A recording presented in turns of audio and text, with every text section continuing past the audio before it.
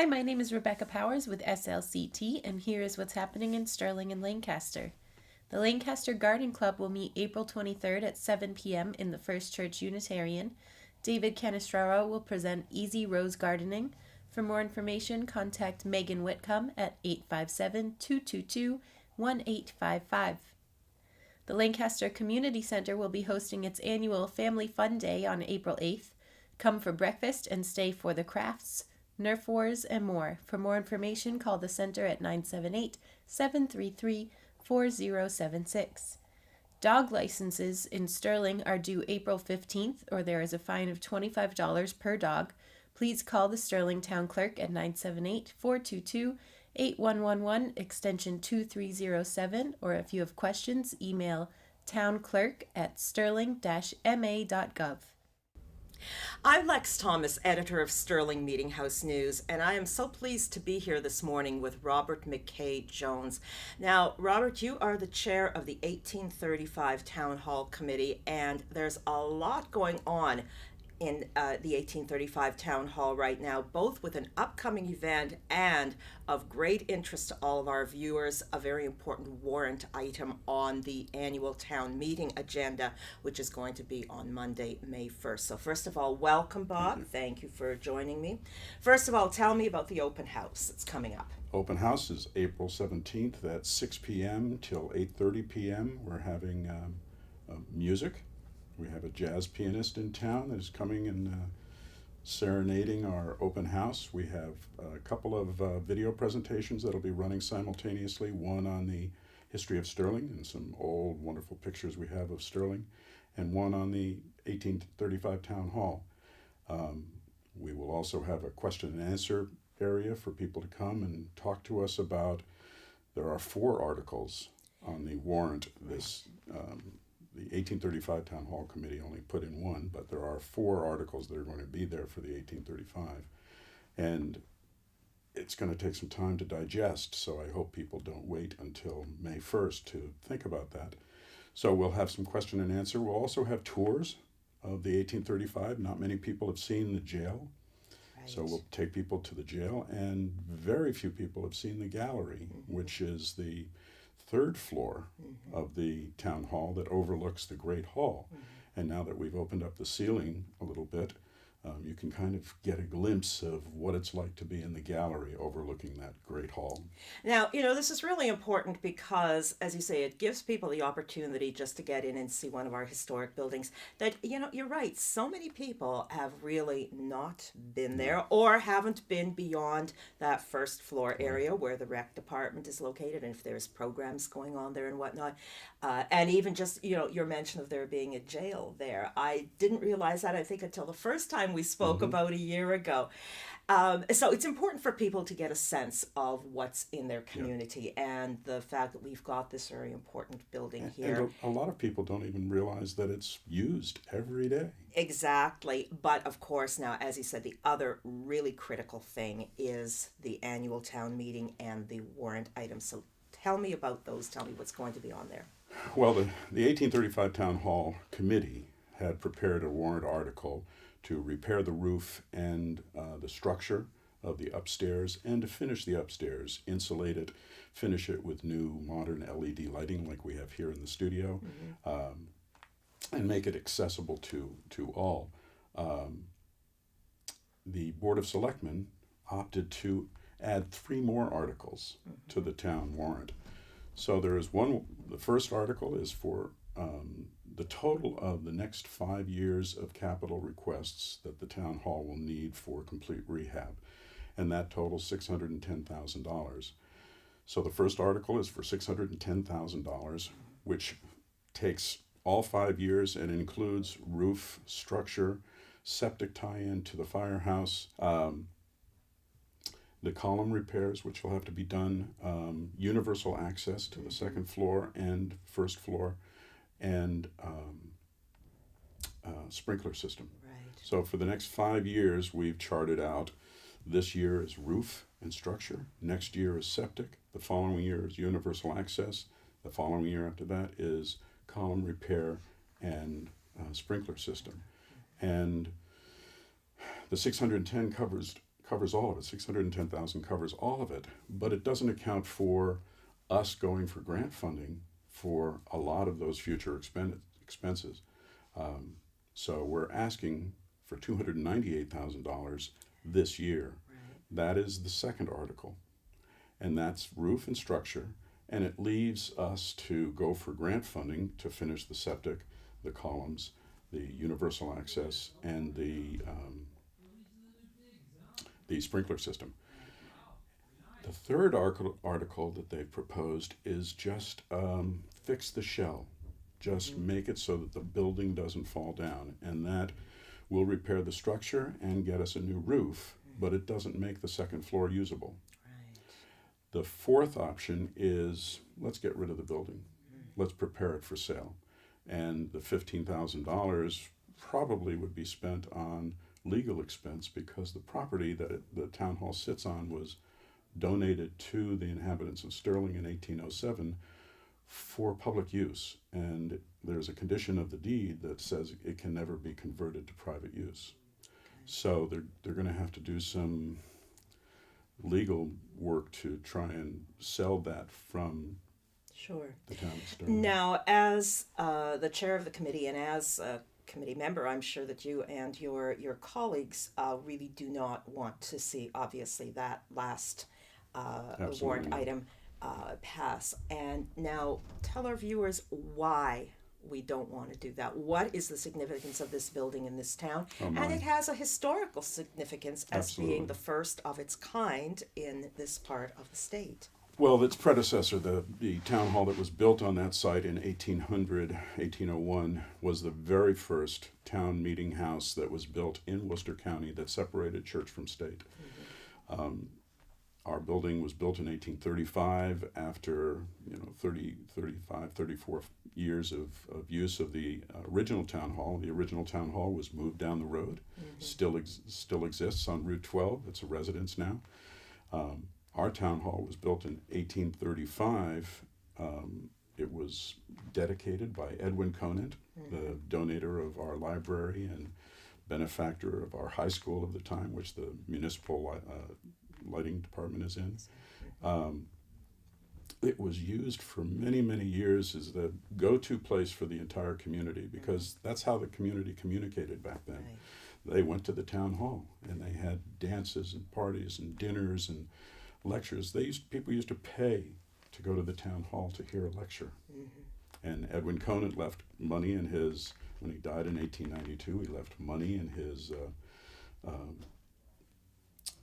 his bequeaths to the town of Sterling to continue that lecture program, and we had people come from all around providing lectures to the people, and it was a big draw. And since then we've had dances and roller skating and bowling and everything upstairs. Concerts and theater productions, yes. Parties, special events. Yeah. It's been wonderful. And as you say, that people don't realize that it's in daily use to this day. What goes on in there now? Yeah. What recreation makes use of every square inch of that building, and they're missing the upstairs because they had all kinds of programs going on upstairs. But they use it for computer club. I mean, the summer programs just came out, right? They're using it for all kinds of recreational programs, all kinds of fitness programs. Meetings go on in there almost every night in the meeting rooms. We have 2 meeting rooms and then the large room downstairs.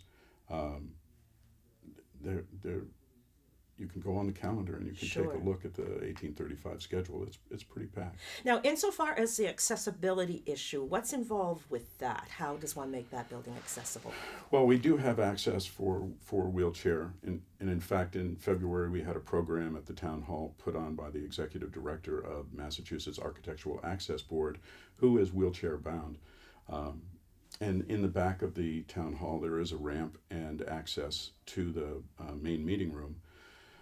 What we need to do is provide access somehow to the front or through the side so that people can get access to the first floor from the front of the building, not just the back of the building.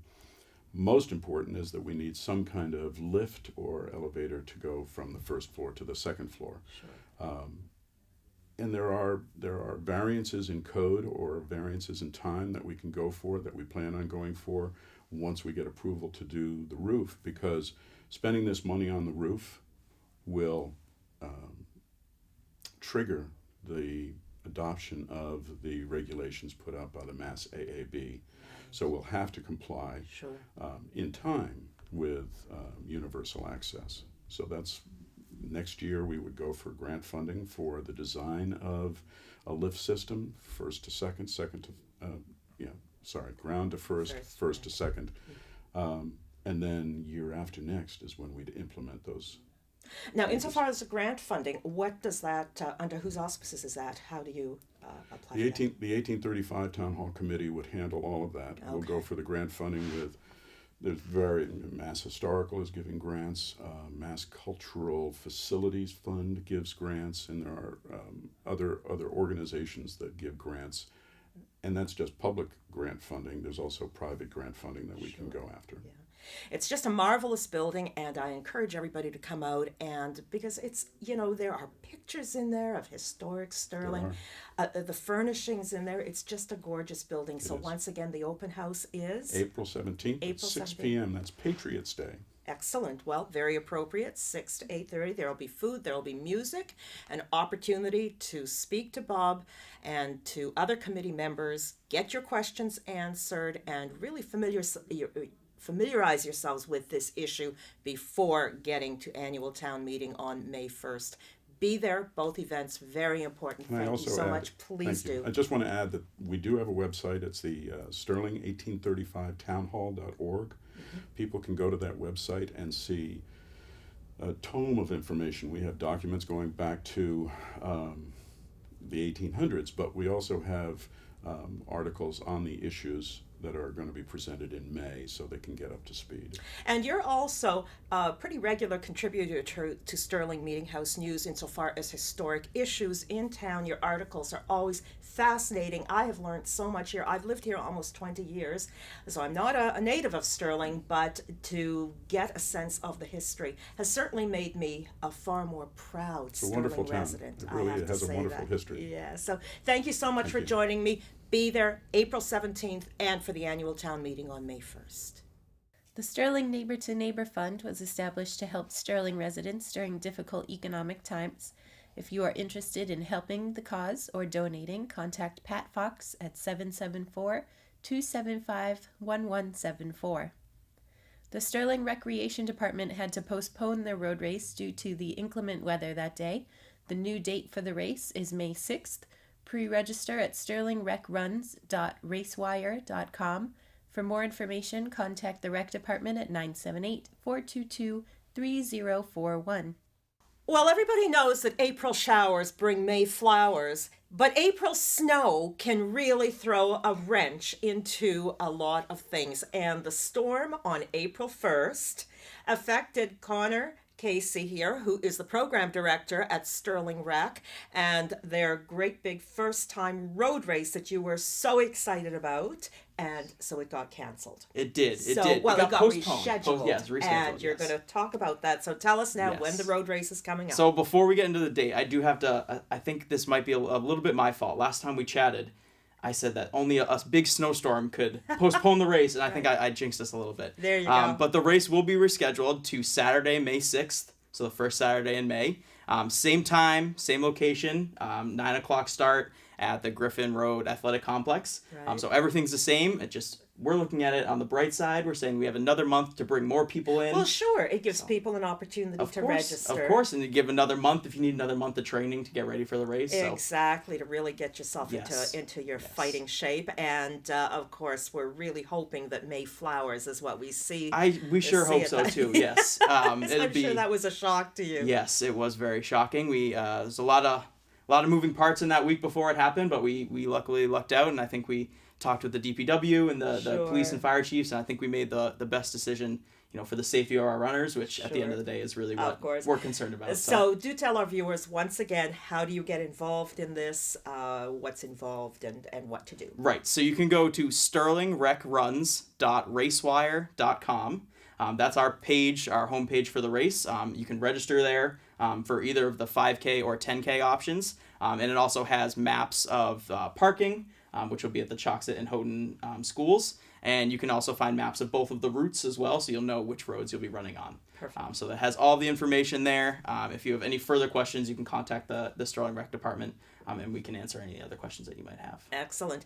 And of course, it's that time of the year now that your spring programs are starting. Yes. And so just tell us a little bit about that and how to get involved in those. Okay, so on Monday, April 10th, that is the first time that all of our summer programming options will be available to register for. Our brochure went out this past Monday, but this is the first time that you'll be able to actually submit some registrations and get signed up and plan out your whole summer. So we're really looking forward to that. We'll send out a bunch of reminders as that week goes on, just about, hey, we're ready to register. You can register at sterlingrec.com. Or come into the office and fill out a hard copy registration form. Sure, and lots of fantastic programs. There are brochures available as well, Sterling Meeting House News. Yes. We publish a roster of the programs as well. Correct. And Connor, so I believe that you are personally guaranteeing good weather for the May road race. After last time, I don't know. I sure hope so, because I don't want to jinx it again, because then I think I'll be run out of town if we have to reschedule for a second time. Maybe being a weather prophet is not the best career right. option. I'll stick to for talking you. about our programs and planning races, not so much good. predicting the weather. Sounds good. So much going on at Sterling Rec. Do come out and enjoy the road race and the programs. And thanks again for joining. Thank you very much. The Wachusett Music Series will be presenting Ellis Paul on April 29th at the Harvard UU Church. For more information or tickets, go to www.wachusettmusic.net. The Sterling Garden Club will be meeting on April 20th at the First Church in Sterling. The meeting will begin at 9:15 a.m. and will have a guest speaker discussing cold frames. I'm Rebecca Powers, and that's what's happening.